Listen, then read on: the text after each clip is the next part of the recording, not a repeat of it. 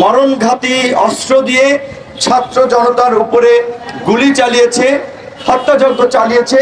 এটি স্পষ্টতই গণহত্যা।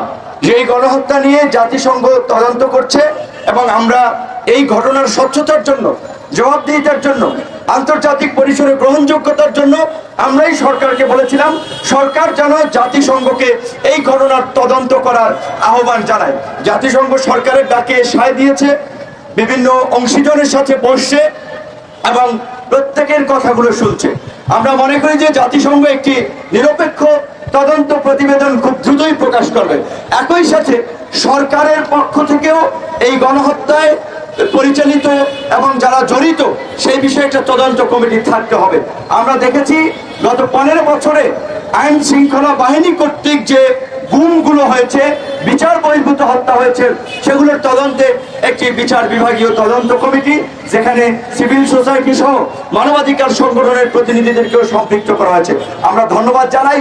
এই ধরনের প্রক্রিয়া এবং রিফর্মের মধ্য দিয়েই রাষ্ট্র সংস্কারের দিকে বাংলাদেশকে এগিয়ে যেতে হবে।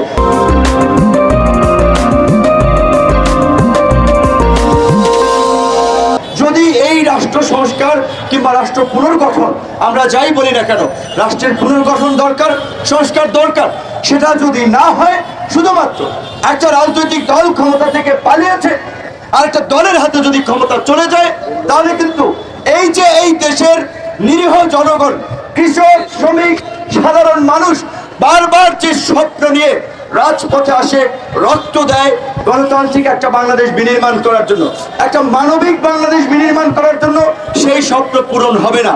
তাই আমরা পরিষ্কারভাবেই বলছি, রাষ্ট্র সংস্কারের জন্য, রাষ্ট্রের পুনর্গঠনের জন্য যতদিন সময়ের প্রয়োজন হয় আমরা সেই সময়টা এই সরকারকে দিব। কিন্তু এই সরকার যে ইমানের সহিত কাজ করতেছে, জনগণের আকাঙ্ক্ষাকে ধারণ করে এগিয়ে যাচ্ছে, সেটি তাদের কাজের মধ্যে দিয়ে কিন্তু জনগণের কাছে পরিষ্কার হবে। আমরা বলতে চাই, পৃথিবীর অনেক দেশে নজির আছে যারা গণহত্যা এবং মানবতা বিরোধী অপরাধে জড়িত ছিল, তাদের রাজনৈতিক কর্মকাণ্ডকে নিষিদ্ধ করা হয়েছে।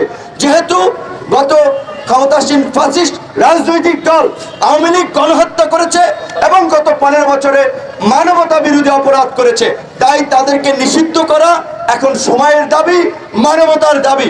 তাই আমরা আওয়ামী লীগকে রাজনৈতিকভাবে নিষিদ্ধের দাবি জানাচ্ছি। একই সাথে এই যে ছাত্র জনতার গত জুলাই আগস্ট সহ গত 15 বছরে ছাত্রলীগ, যুবলীগ যে সন্ত্রাসী কার্যক্রম করেছে, পরিষ্কারভাবেই অনেকগুলো আপনার আপিল ইন্টারন্যাশনালি করা হয়েছিল যে ছাত্রলীগকে সন্ত্রাসী সংগঠন হিসেবে ঘোষণা দেওয়ার জন্য। আমরা স্বরাষ্ট্র উপদেষ্টাকে অনুরোধ জানাবো অনতিবিলম্বে ছাত্রলীগ, যুবলীগকে নিষিদ্ধ সংগঠন হিসেবে ঘোষণা দিন এবং আমাদের আন্তর্জাতিক সম্প্রদায়, আমাদের যারা কাজ করছেন মানবাধিকার সংগঠনগুলো, তাদেরকেও বলবো আন্তর্জাতিক কমিউনিটিতেও আপনারা ছাত্রলীগ, যুবলীগকে সন্ত্রাসী সংগঠন হিসেবে ঘোষণার দাবি জানান। আওয়ামী লীগকে নিষিদ্ধ, সেটি রাজনৈতিকভাবে যেমন দাবি, সরকারেরও কিন্তু দায়িত্ব রয়েছে।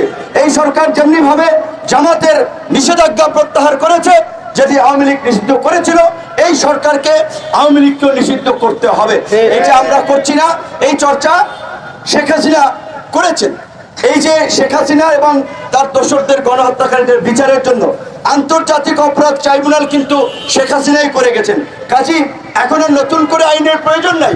শেখ হাসিনার করা আইনে যদি আপনারা বিচার করেন, দ্রুত সময়ের মধ্যে সেই বিচার সম্পন্ন করা যায়।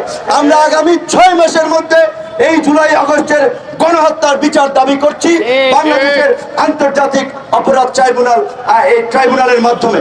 অনতি বিলম্বে ছাত্র জনতার এই আকাঙ্ক্ষাকে প্রাধান্য দিয়ে আইন উপদেষ্টা সেই পদক্ষেপ নেবেন, আমরা সেই প্রত্যাশা করি। আপনারা ভাবছেন আমরা ছাত্র জনতা ফ্যাসিস্টের পতন ঘটিয়ে নতুন সরকার গঠন করেছি, আমাদের সরকার ক্ষমতায় আছে, এখনো আমাদের ঝুঁকি যায় নাই, এখনো কু পাল্টা কু, বিপ্লবের পরে প্রতি বিপ্লবের নানান ধরনের ষড়যন্ত্র করা হচ্ছে।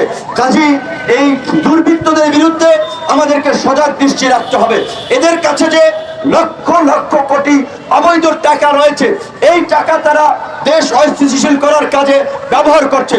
অনতিবিলম্বে আমরা বাংলাদেশ ব্যাংকের গভর্নরের কাছে অনুরোধ জানাবো, এই সরকারের বিনা ভোটের এমপি, মন্ত্রী এবং এই আজিজ বেনজিরদের মতো চরিত্রহীন দুর্বৃত্ত আমাদের অ্যাকাউন্ট ফ্রিজ করা এবং অনতিবিলম্বে দুর্নীতি দমন কমিশনের পুনর্গঠন করে দুদককে শক্তিশালী করে এই কালো টাকা উদ্ধারের জন্য অভিযান চালানো। আওয়ামী লীগের এমপি মন্ত্রীদেরকে গ্রেপ্তার করে রিমান্ডে নিলে হাজার হাজার কোটি টাকা পাওয়া যাবে। এই মুহূর্তে যে ফাইন্যান্সিয়াল ক্রাইসিস সেটা রিজলভ করার জন্য দুর্নীতিবাজদের বিরুদ্ধে একটা শক্ত অভিযান পরিচালনা করা দরকার, কিন্তু এখন পর্যন্ত দুদক পুনর্গঠন হয় নাই, নির্বাচন কমিশনকে পদ থেকে সরানো হয় নাই। এই নির্বাচন কমিশন এই শেখ হাসিনার ফাঁসিবাদের সহযোগী ছিলেন, তারা শেখ হাসিনার এই একতরফা নির্বাচনগুলোকে বৈধতা দিয়েছেন। কাজেই যারাই এই ফাঁসিবাদের সহযোগী ছিলেন, এই অপকর্মের সাথে জড়িত ছিলেন, তাদের প্রত্যেককে বিচারের মুখোমুখি করতে হবে।